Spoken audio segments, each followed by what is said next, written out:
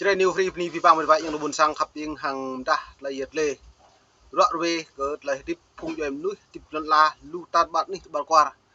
dân yang đại vi bằng đã buộc ra này do hiểm pak là tiếp kerang thấu đi pia mang klaim nâng bằng hóa lê tướng mang con buồn sang lê tướng lú chăn con hàng màu tối chung cái klaim nâng nọ chả răng thấu đi pia tôi hàng lon chặt phùng rô yang được buồn sang ta buộc hiểm pak cái nhiều ngã giờ nên lo có mấy kem đã là yết lệ vi bằng cái buồn sang đi ra cái xem lăng cái là tiếp hàng tapu lê tướng hàng phùng cho em núi một con như đồng biết hàng ra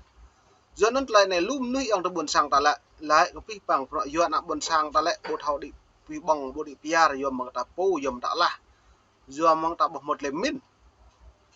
nên có mấy kem đã mình vậy như buồn sang ta lại đi pia bố đã hàng lại một lem min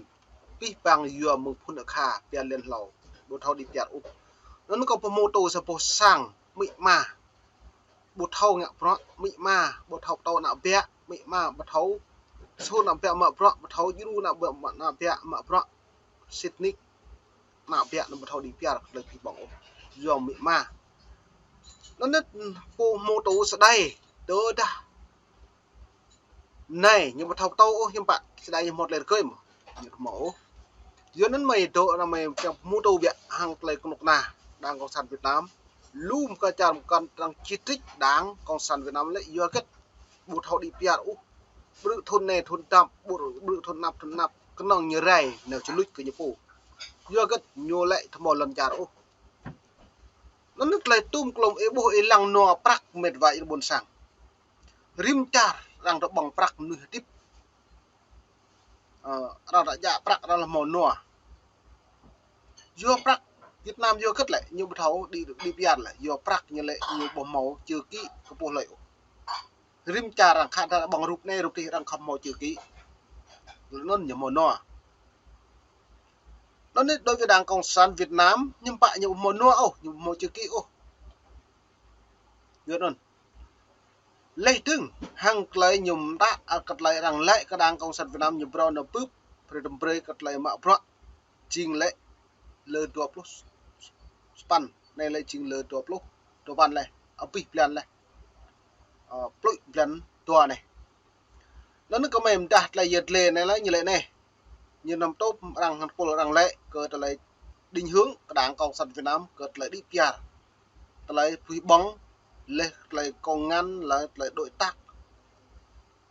nó như thế bộ chính trị theo đuổi mục tiêu tới 2045 Việt Nam phát hiện như là đẩy thu nhập cao nên phát triển hiện đại này phát triển hiện đại nhóm bạo phát triển hiện đại này lại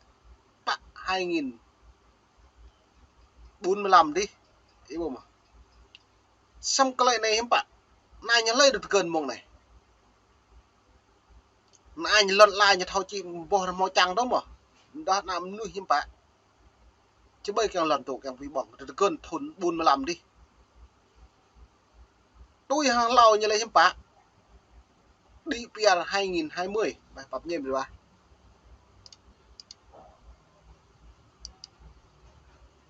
2020-2021 Việt Nam phát triển toàn cầu tôi hàng nhiều bon rừng nhưng tôi này hiểm bạn 2045 được nhớ Việt Nam nhà phát triển hiện đại thu nhập cao nó lâu thu nhập cao thì lên bao nhiêu mạng được nó về xem lăng gật lại video hàng lại nhiều trong sai rằng yêu để nhau tôm cập nhau hàng lại nhiệt lệ ta anh đi chặt nhau bạn đi Liên Quốc một động thái nhằm giảm thiểu rủi ro gặp phải các rắc rối thương mại nhưng có thể khiến một số công ty nước ngoài cảm thấy khó chịu theo Reuters. Công ước 87 về quyền tự do lập hội và bảo vệ quyền tổ chức được thông qua năm 1948 và là một trong những công ước cơ bản bảo vệ quyền lao động trên toàn thế giới. Theo một nhà ngoại giao ở Hà Nội, trong cuộc gặp với các chuyên gia nước ngoài vào tháng 12 năm 2023, các quan chức Bộ Lao động Thương binh và Xã hội Việt Nam cho hay việc phê chuẩn công ước này dự kiến diễn ra vào tháng 10 năm 2024. Các nhà ngoại giao khác cũng xác nhận kế hoạch phê chuẩn trong năm nay. Văn bản luật này bị trì hoãn bấy lâu nay sẽ là một bước đi chính thức quan trọng ở một quốc gia độc đảng bị kiểm soát chặt chẽ nơi công đoàn quốc gia duy nhất hiện đang chịu sự lãnh đạo. Nó nữa, trở lại này lại một công đoàn duy nhất hiện chờ đợi một đảng nào đó. Dưới nó trở lại này vừa cất như tôi dư nữa đảng như lẽ nạ buồn sang và thâu đi piao. Lu là chả bukan chả được nghèo chỉ tích thì cái đảng cộng sản Việt Nam vừa chứ bơi. Bu pre đi piao căn pre nạ buồn sang trong lại. Thế bây giờ. Nó trở lại này tôi đã bổ ra này lại độc đảng, độc quyền, độc tài.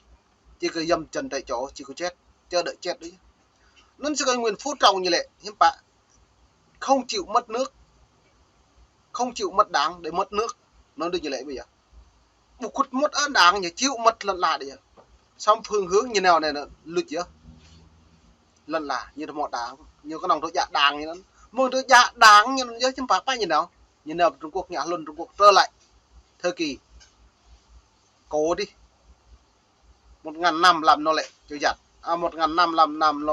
làm nô lệ cho khách đối với người dân Việt Nam. Nên được. Nó có qua cả bữa lễ cái nào buồn sang ra đi gà ra mẫu. Tôi bình duyên nhưng mà luôn có khách lách lẩu đi. Nó nên được đã. Việt Nam lúc nữa một con lệ bố mẫu ý thức không? Lệ từng lần trà rồi nhố. Lưu chưa? Như con nòng tôi dự đảng đấy chứ. Nó như là thậm chí bộ ngoại giao đang trốn một mà tại nhà nơi đây đang khi đang lệ mà nhiều do cất Việt Nam nhiều dạng cái chấp đảng cất cái việc bằng đảng như này thế bây giờ nó mới về xem lăng lấy mức điện thật lấy dứt lên này Đạo của Đảng Cộng sản, mặc dù vẫn chưa rõ công ước này sẽ được áp dụng trong thực tế khi nào và ra sao một khi được phê chuẩn, theo Reuters. Văn phòng Thủ tướng Việt Nam, Bộ Lao động và Tổng Liên đoàn Lao động Việt Nam, công đoàn quốc gia duy nhất của đất nước không trả lời yêu cầu bình luận của Reuters. Họp xong Đại hội 13 và cũng nhắc lại mục tiêu cho năm 2045, hai tiến sĩ Lê Đông Doanh và Nguyễn Quang A, những người am hiểu kinh tế và chính trị Việt Nam, bình luận với VOA rằng mục tiêu của Đảng không phải là không khả thi, nhưng đòi hỏi nỗ lực rất lớn của nhà nước với những chính sách phù hợp. Giờ đó tak boleh ke telai dia pipang pro baju bomo cinta ko nak bun sang doi leh teng ke nyupo sama nyu betui nya yo ket le giờ ta sao bao po đảng từ đây như mò đua đảng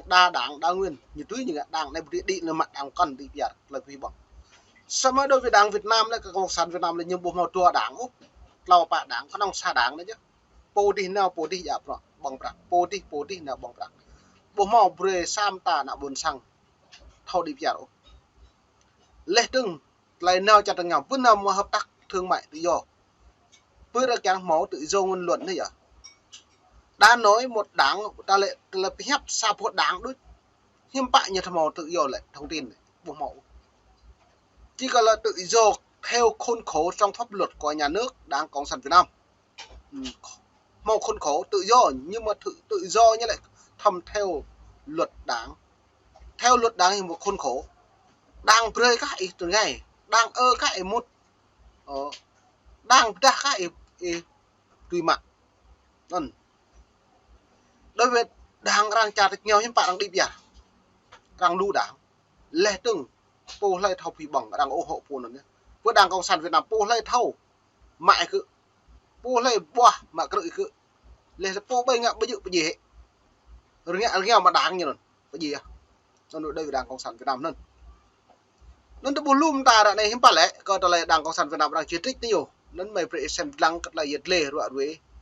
đảng độc quyền độc tài này cất lại yết lệ cái nào buôn sang ta lại thảo đi bia một cái doanh như po như hil mất này Tiger Air Taiwan không xa lạ gì với Việt Nam vì hãng hiện phục vụ đường bay nối Đài Loan với Đà Nẵng. Hồi giữa tháng 12 năm 2023, Cổng Thông tin Điện tử tỉnh Kiên Giang cho biết, tính đến thời điểm đó, Phú Quốc đón 5,4 triệu lượt khách du lịch đến tham quan, du lịch nghỉ dưỡng, tăng 14,5% so với cùng kỳ năm 2022. Trong số đó, lượng du khách quốc tế là hơn 521.000 người, tăng hơn 211% so với cùng kỳ năm trước. Tổng thu từ du lịch mang lại cho đảo gần 14.000 tỷ đồng hồi năm ngoái.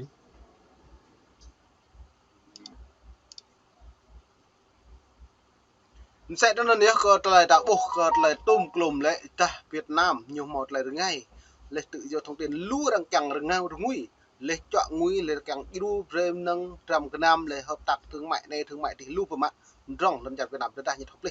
bữa đằng này là những bạn bu mong vừa về sam ta cỡ con năng tụ chum con năng hiu cao an xin nữa chị lấy ngại nhập bộ cỡ con năng an xin là đang được chưa cứ dư đảng như này nắp này nguyên phu trọng dày đằng clip con tuổi dư đảng đúng không cô đi dày đằng clip dư đảng tôi những nguyên phu trọng dày lấy tưởng lấy những bạn đó Phạm Minh Chính lấy từng những bạn tô lầm lưu gặp những cơ mạng như là gì là nào buồn sáng buồn thao đi chợ dưới này đấy mong này có mày lao kèm chứ là nhiệt lệ là bịa mong đích mình ta được là buồn sang xem lăng đứng hàng lại bị lang bịa các lại video được từng đoạn cỡ 9 tấc rồi bó lại từng bó 100 cây và giao cho thương lái để cung cấp ra thị trường là trong kinh và ngoài tế tỉnh. Việt Nam ấy này nếu mà mình nhau tính ra cây một cây tôi khoảng số lên đồng hiệu xuất khẩu này đi vì cái này không có đa, cái này là mình trẻ gì cái bộ mà cha đang mơ mà hạ vì bằng từ lần chặt Việt Nam bị được cái lấy bị được gật mộ rồi cái này như thảo đảng với cha đang bộ mà kinh tế đang lấy thương mại nó lại ngạ lấy cuộc pháo bờ đạp được để đấu này luôn ta trả rằng đối với đại trà Việt Nam đấy chứ bạn yêu cái lấy nó hàng xuất khẩu như này luôn ta lời này ta rượu rượt lên mà thì xem trang ít thấu là đang có sẵn Việt Nam nhưng bạn những ứng xử lên đường chặt nhau hàng trả nhiều vụ cho nên new free ni pi bằng buôn sang khắp những xem trang mong nít mong em trả từng bạn đi thì bảo rồi